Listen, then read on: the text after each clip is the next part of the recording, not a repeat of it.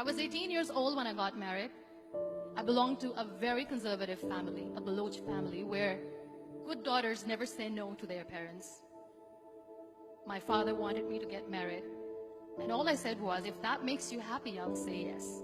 And of course, it was never a happy marriage. Just about after 2 years of getting married, about 9 years ago, I met a car accident. Somehow my husband fell asleep and the car fell in the ditch. He managed to jump out, saved himself. I'm happy for him. But I stayed inside the car and I sustained a lot of injuries. The list is a bit long. Radius ulna of my right arm were fractured. The wrist was fractured. Shoulder bone and collarbone were fractured. My whole rib cage got fractured. But that injury that changed me and my life completely was the spine injury. Many people came to rescue. They gave me CPR. They dragged me out of the car. And while they were dragging me out, I got the complete transection of my spinal cord. Those 2.5 months in the hospital were dreadful. I was at the verge of despair. One day, doctor came to me and he said, well, I heard that you wanted to be an artist, but you ended up being a housewife. I have a bad news for you. You won't be able to paint again. Next day, doctor came to me and said, your spine injury is so bad, you won't be able to walk again. I took a deep breath and I said, it's all right. Next day, doctor came to me and said, because of your spine injury and the fixation that you have in your back, you won't be able to give birth to a child again. That day, I was devastated. I started to question my existence. Why am I even alive? So what kept me going was, one day I asked my brothers, I know I have a deformed hand, but I'm tired of looking at these white walls in the hospital and wearing these white scrubs. Bring me some colors, bring me some small canvas. I want to paint.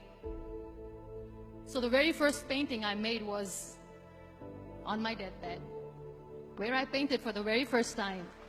What an amazing therapy it was. Without uttering a single word, I could paint my heart out. I could share my story. People used to come and say, what lovely painting. So much color. Nobody could see the grief in it. Only I could. And that day I decided that I'm going to live life for myself. I am not going to be that perfect person for someone. I am just going to take this moment and I will make it perfect for myself.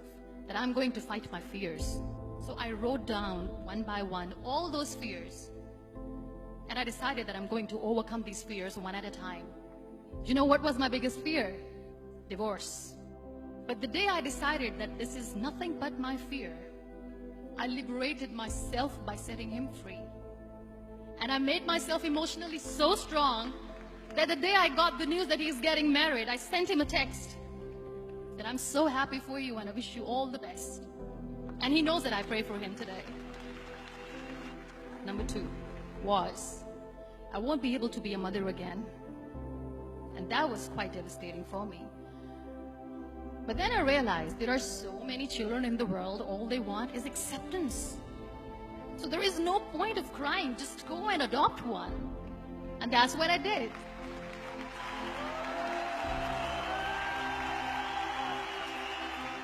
I gave my name in different organizations, different orphanages, and I waited patiently.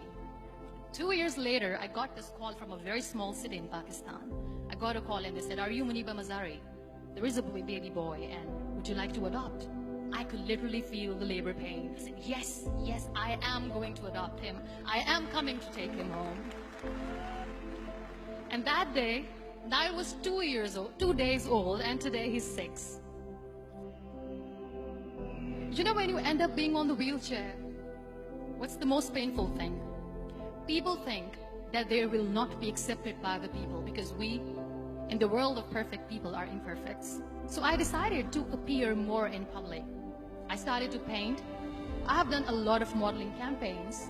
I decided that I'm going to join the national TV of Pakistan as an anchor person. I became the National Goodwill Ambassador for UN Women Pakistan, and now I speak for the rights of women, children. I was featured in BBC 100 Women for 2015. I'm one of Forbes 30 under 30 for 2016. So when you accept yourself the way you are, the world recognizes you. It all starts from within.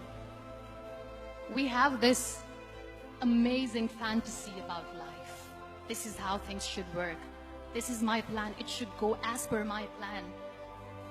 If that doesn't happen, we give up. I never wanted to be on the wheelchair. Never thought of being on the wheelchair. This life is a test and a trial, and tests are never supposed to be easy. So when you're expecting ease from life, and life gives you lemons, then you make the lemonade, and then do not blame life for that. It is okay to be scared. It is okay to cry. Everything is okay, but giving up should not be an option. They always say that failure is not an option. Failure should be an option, because when you fail, you get up, and then you fail, and then you get up, and that keeps you going. Embrace each and every breath that you are taking. Celebrate your life. Live it. Don't die before your death. Real happiness lies in gratitude. So be grateful, be alive, and live every moment.